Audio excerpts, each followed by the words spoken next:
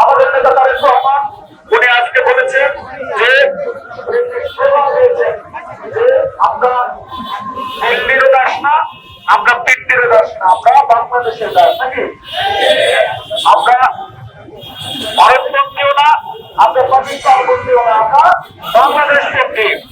বাংলাদেশের নেতৃত্ব তারেক রহমান গ্রহণ করবেন এবং তারুণ্য যে কারণে তারেক রহমানের সাথে আছে সেই তারুণ্যের যে আকাঙ্ক্ষা সেই আকাঙ্ক্ষাকে তারেক রহমান পূরণ করবেন ইনশাআল্লাহ। বাংলাদেশের তরুণরা তারেক রহমানের সাথে রয়েছে, বিএনপির সাথে রয়েছে। বাংলাদেশের তরুণরা কার সাথে আছে? তারেক রহমানের সাথে রয়েছে সেই দল।